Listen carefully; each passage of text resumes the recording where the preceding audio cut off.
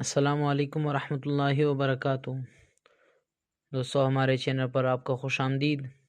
دوستو، آج آپ کے سامنے اصحاب فیل کا واقعہ بیان کریں گے قرآن پاک اور حدیث نبی صلی اللہ علیہ وسلم کی روشنی میں۔ لیکن اس سے پہلے کچھ اور معلومات، اس واقعے کا پس منظر کیا ہے وہ بھی آپ کے سامنے بیان کریں گے۔ تو دوستو، پہلا سوال یہ ہے کہ ابرہہ کہاں کا گورنر تھا؟ دوسرا سوال یہ کہ ابرہہ کے ہاتھی کا نام کیا تھا، اور عام الفیل سے کیا مراد ہے، اور اصحاب فیل سے کیا مراد ہے؟ دوستو، اس بارے میں آج آپ کو بتائیں گے قرآن پاک اور حدیث نبی صلی اللہ علیہ وسلم کی روشنی میں، اور اس واقعے کا پس منظر بھی آپ کے سامنے بیان کریں گے کہ اصحاب فیل یعنی ہاتھی والوں نے کعبہ کے اوپر حملہ کیوں کیا، اس کی وجہ کیا تھی۔ آج ہم آپ کو انشاءاللہ تفصیل سے بیان کریں گے۔ تو پہلے سوال کا جواب یہ ہے کہ ابرہہ کہاں کا گورنر تھا؟ حبشہ ایتھوپیا کا بادشاہ جو سن 525 میں جس نے یمن فتح کیا اور مسیحیت کا پرجوش حامی تھا، اس نے یمن کے دارالحکومت صنعاء میں ایک عالیشان گرجا گھر تعمیر کروایا۔ تو ابرہہ جو تھا وہ حبشہ کا گورنر تھا۔ اور دوسرا سوال کہ عام الفیل سے کیا مراد ہے؟ تو دوستو، عام الفیل کا مطلب ہے ہاتھی والا سال، نہیں اسی سال عام الفیل کا ذکر قرآن پاک کے اندر بھی ہوا کہ عام الفیل سے کیا مراد ہے، اور اس واقعہ کا پس منظر سورۃ فیل کے اندر بیان کیا گیا ہے۔ اس سال حبشہ کے مقرر کردہ یمن کے گورنر ابرہہ نے مکہ مکرمہ پر حملہ کیا۔ اور تیسرے سوال کا جواب یہ ہے کہ اصحاب الفیل سے کیا مراد ہے؟ تو اصحاب فیل اس لشکر کو کہا جاتا ہے جو ابرہہ کی سربراہی میں خانہ کعبہ خراب کرنے کے لیے یمن سے مکہ مکرمہ کی طرف آیا تھا، اور اللہ پاک نے پرندوں کے ذریعے کنکروں سے مار کر اس لشکر کو ہلاک کیا تھا۔ قرآن پاک میں سورۃ فیل اسی واقعے کے بارے میں نازل ہوئی۔ اور دوستو، یہ بھی آپ کو بتائیں کہ خانہ کعبہ کے اوپر حملہ کب ہوا؟ تو آج کل کے کیلنڈر کے حساب سے 20 نومبر کو ہوا تھا، جب 400 سے 500 شدت پسندوں نے یکم محرم الحرام کو خانہ کعبہ پر حملہ کر کے 1 لاکھ عبادت گزاروں کو مسجد میں محصور یعنی قید کر کے خود انتظام سنبھال لیا تھا۔ تو دوستو، اب آتے ہیں مکمل واقعے کی طرف اور اس کے پس منظر کی طرف۔ تو دوستو، مکمل واقعہ یہ ہے کہ ابرہہ کیسے بادشاہ بنا۔ تو دوستو، قبیلہ حمیر کے آخری بادشاہ ذونواس جو مشرک تھا، جس نے اپنے زمانے کے مسلمانوں کو کھائیوں میں قتل کیا تھا، جو سچے نصرانی تھے، تو اس نے تقریباً 20,000 نصرانیوں کو خندق میں ڈال کر جلا دیا تھا، جن کی تعداد تقریباً 20,000 تھی۔ سارے کے سارے شہید کر دیے گئے۔ صرف ذو ثعلبان بچا جو ملک شام جا پہنچا اور قیصر روم سے فریاد رسی چاہی۔ یہ بادشاہ نصرانی مذہب پر تھا۔ اس نے حبشہ کے بادشاہ شاہ نجاشی کو خط لکھا کہ میرے ساتھ اپنی فوج کر دو، کیونکہ یہاں سے دشمن کا ملک قریب ہے۔ تو نجاشی بادشاہ نے اربات اور ابو یکسوم ابرہہ بن صباح کو امیر لشکر بنا کر بہت بڑا لشکر دے کر دونوں کو اس کی مدد کے لیے روانہ کیا۔ جب یہ لشکر یمن پہنچا تو یمن اور یمن کے لوگوں کو تباہ و برباد کیا۔ ذونواس وہاں سے بھاگا اور دریا میں ڈوب کر مر گیا۔ اور ذونواس یمن کا اس وقت کا بادشاہ تھا، وہ بھاگ گیا اور دریا کے اندر ڈوب کر مر گیا، اور ان لوگوں کی سلطنت کا خاتمہ ہوا، اور سارے یمن پر شاہ حبشہ کا قبضہ ہوا۔ اور یہ دونوں سردار اربات اور ابرہہ یہاں رہنے سہنے لگے، لیکن کچھ مدت بعد ان میں ناراضگی ناچاکی پیدا ہوئی۔ آخرکار نوبت یہاں تک پہنچی کہ دونوں نے ایک دوسرے کے خلاف جنگ کے لیے صفیں باندھ لی اور لڑنے کے لیے نکل پڑے۔ تو لڑائی سے پہلے ان دونوں سرداروں نے آپس میں کہا کہ فوجوں کو لڑانے کی کیا ضرورت، آؤ ہم تم میدان میں نکلے اور ایک دوسرے سے لڑ کر فیصلہ کریں، جو زندہ بچ جائے ملک و سلطنت اسی کی۔ چنانچہ یہ بات طے ہوئی اور دونوں میدان میں نکل پڑے۔ اربات نے ابرہہ پر حملہ کیا اور تلوار کے ایک ہی وار سے چہرہ خون آلود کر دیا، اور ناک اور ہونٹ اور منہ کٹ گیا۔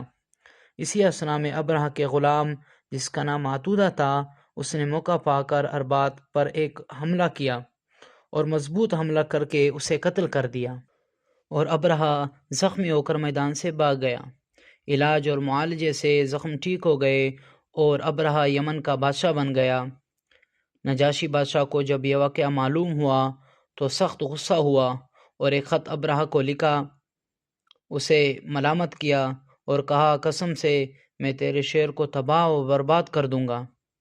تو ابرہہ نے اس کا جواب بڑی عاجزی سے لکھا اور قاصد کو بہت سارے ہدیے دیے اور ایک تھیلی میں یمن کی مٹی بھر دی اور اپنی پیشانی کے بال کاٹ کر اس میں رکھ دیے، اور اپنے خط میں اپنے قصور کی معافی طلب کی۔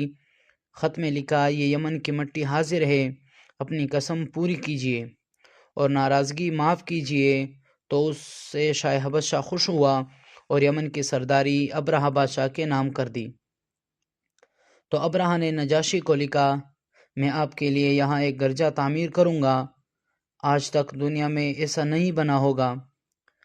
تو اس نے ایک خوبصورت، مضبوط اور اونچا، منقش اور مزین گرجا بنایا اور اس قدر بلند بنایا کہ چوٹی تک نظر ڈالنے والے کی ٹوپی گر پڑتی تھی زمین پر۔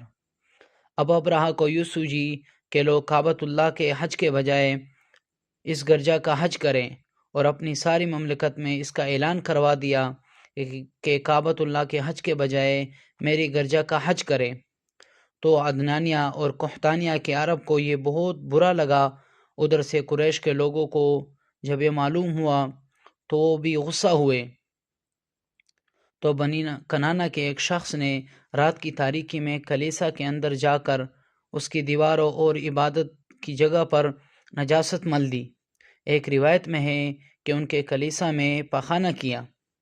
ابرہہ کو جب صبح یہ بات معلوم ہوئی تو غصے سے پاگل ہو گیا۔ اس نے خوابہ خانوں کو گرانے کی فیصلہ کیا۔ تو ابرہہ بادشاہ نے نجاشی سے اجازت مانگی۔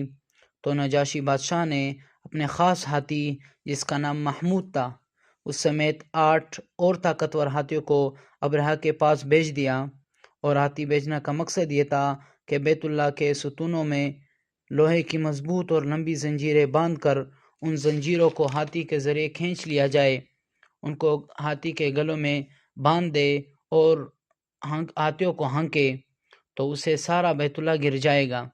اس نیت سے اس نے ہاتھیاں بھیجی۔ تو ابرہہ 60,000 فوج کے ایک بڑے لشکر کے ساتھ بیت اللہ کی جانب روانہ ہوا۔ فوجی لشکر کے آگے 9 یا 12 ہاتھی اور طاقتور قسم کے ہاتھی ان کا ریوڑ تھا، جس پر ماہر ترین تیر انداز سوار تھے۔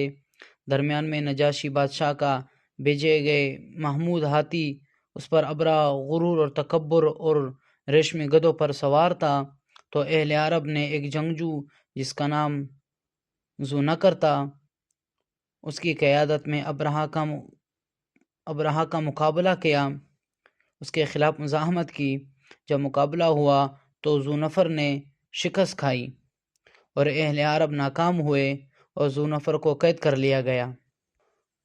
اور کفار کا یہ لشکر جب طائف کے قریب پہنچا تو طائف کے لوگوں نے اس فوج سے مقابلہ نہ کرنے کا فیصلہ کیا۔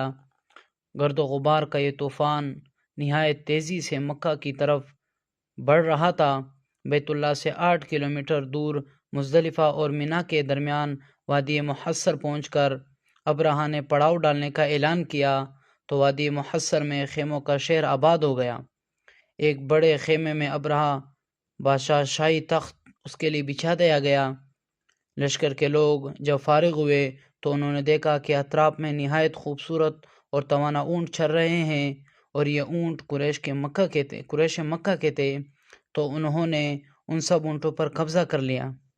ان میں سے 200 اونٹ رسول اللہ صلی اللہ علیہ وسلم کے جد امجد اور رئیس قریش حضرت عبد المطلب کے تھے۔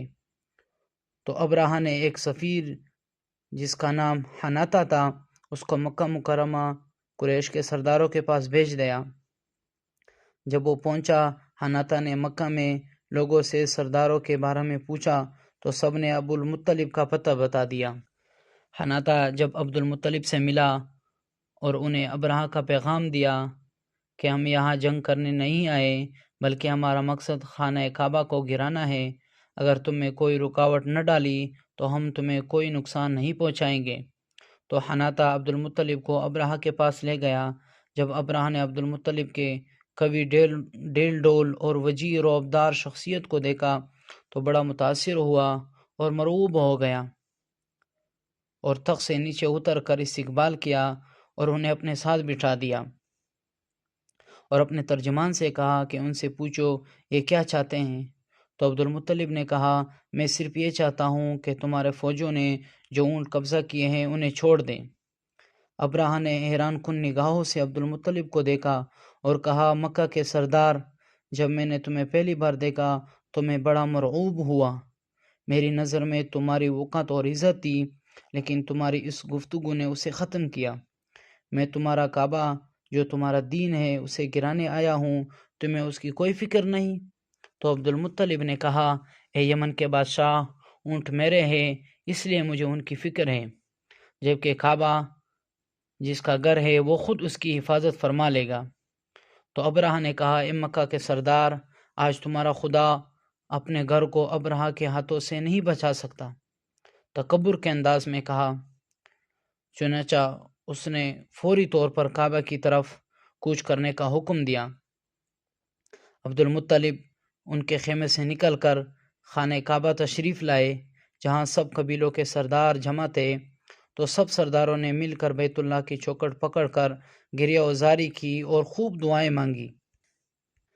رب کعبہ کے حضور گریہ وزاری کے بعد عبد المطلب اپنی قوم کو ساتھ لے کر مکہ کے مختلف پہاڑیوں پر چڑھ گئے۔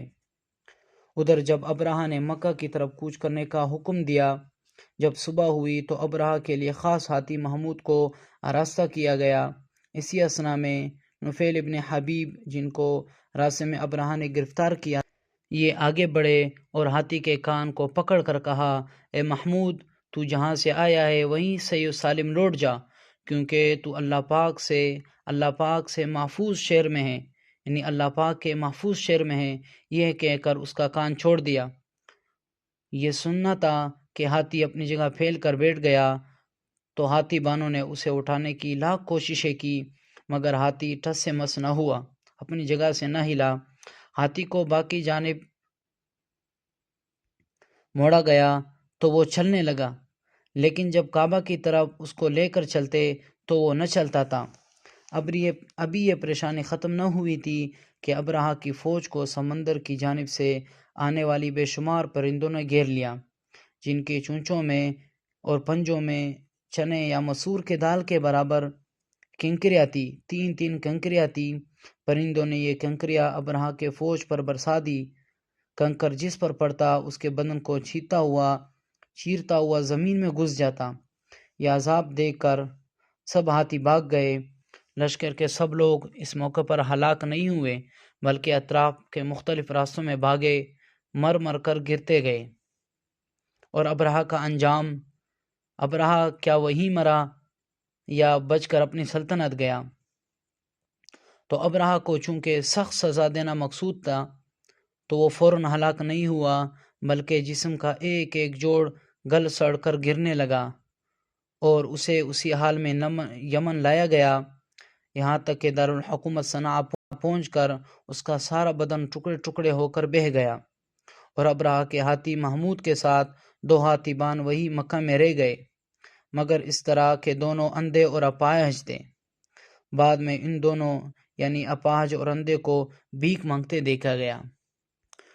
انہیں دنیا کے اندر ہی یہ عذاب دیا گیا کہ انہوں نے اللہ پاک کے مقدس گھر کو برباد کرنے کی اور اللہ کے مقدس گھر کی بے حرمتی کی کوشش کی، تو اللہ نے دنیا کے اندر ہی ان کو یہ عذاب دے دیا، اور آخرت کا عذاب ہمیشہ اور دائمی ہے۔ تو دوستو، یہ تھا اصحاب فیل کا واقعہ قرآن پاک اور حدیث نبی صلی اللہ علیہ وسلم کی روشنی میں۔ اگر ویڈیو پسند آ جائے تو ہمارے ویڈیو کو لائک کیجئے اور ہمارے چینل کو سبسکرائب کریں۔ زندگی رہی تو انشاءاللہ آپ کے سامنے اور بھی اس طرح کے واقعات، اسلامی واقعات قرآن پاک اور حدیث نبی صلی اللہ علیہ وسلم کی روشنی میں آپ کی خدمت میں پیش کریں گے۔ السلام علیکم ورحمۃ اللہ وبرکاتہ۔